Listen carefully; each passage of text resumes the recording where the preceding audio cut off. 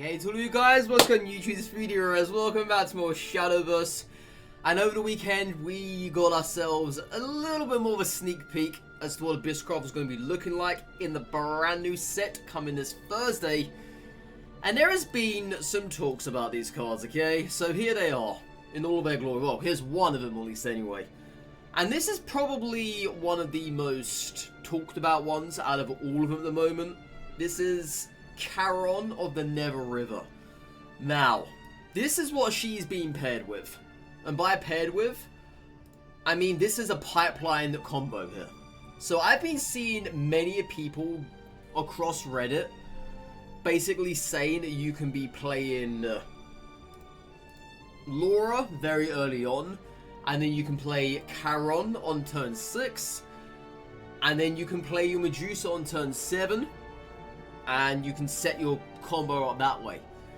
There was actually a little chart that someone had where it was a evoed mummy on turn 3 or 4, whatever, and then you had your Reapers to the face, and he had all of his combo to follow.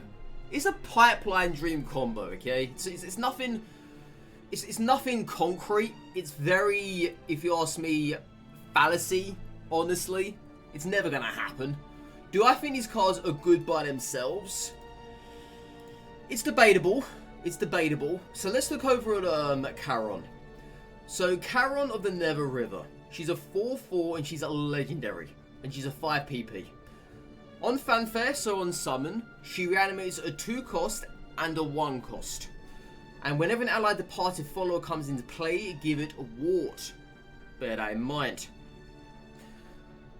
So with the Fanfare here, what I was looking at just a moment ago before I started this video up, we don't have many 2 costs even remotely worth reanimating.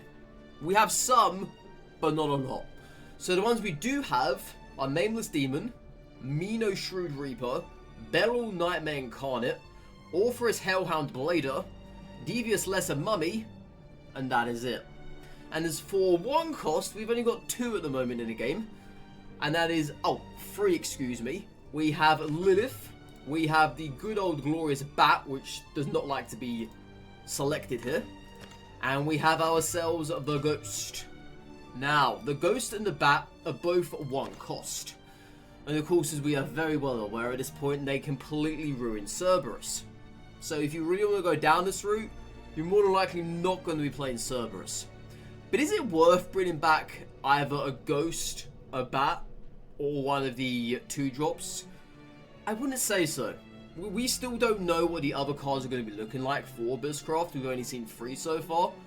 And it's the only card that has such of an ability to bring stuff back, which is nice, don't get me wrong. Reanimate is a very cool, untouched ability here in Abysscraft. There's not many stuff has it. But outside of that, we also had... Well, this was over the weekend just gone, right? There's not really much to say about this. However, bear in mind, you probably just realized here, One-Tailed Fox is a 2 cost.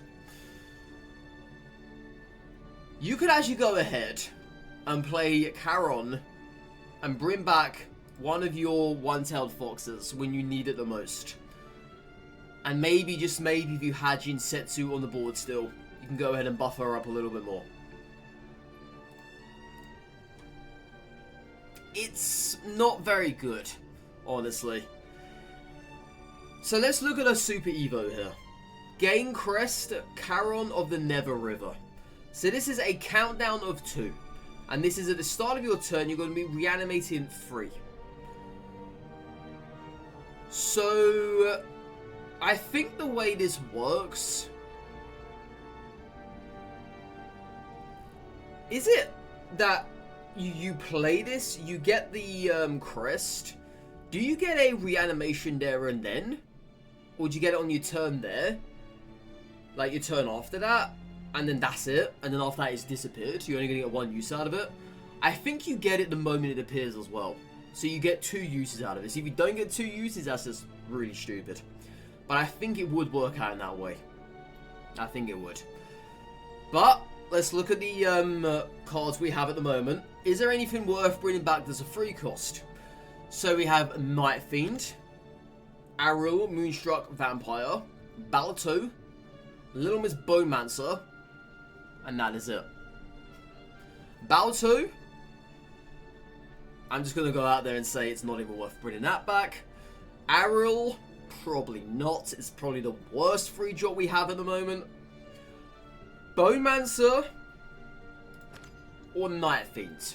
So for whatever reason, if you're running Night Fiend with Beryl for this combo, I don't know why you would be, but you could do.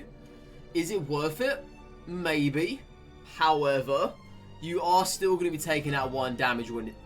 Oh no, you're not. You're actually not. You're not taking the 1 damage when this is brought back from the graveyard. Is that good? I guess. But Little Miss Bowmancer, that's probably your best bet at the moment. I don't really know of any other free costs that could potentially be introduced. Obviously, you have Laura, which has already been introduced. But that's the Pipeline Dream combo, which you're not really talking about much here. But yeah, outside of that, I'd probably say Bowmancer or Night Fiend. Because obviously, Night Fiend doesn't actually pop off with the fanfare once it's been reanimated. However, look at this as well. An allied departed follower comes into play, give it ward.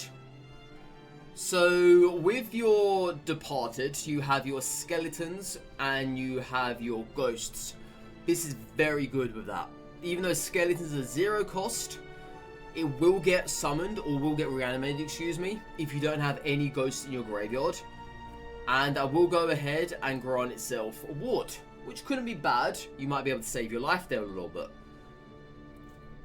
Once again, you've got some synergy going here. You've got Bowmancer, you've got your skeletons, you've got Mukan could even work with this as well. The ghosts, well then again, not really, right? No. Actually, no. Ghosts don't work here because ghosts disappear at the end of the turn, unfortunately. So they're not going to be working.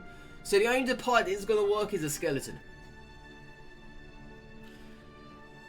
We're going to have to wait and find out to see if we're going to get any more departed followers.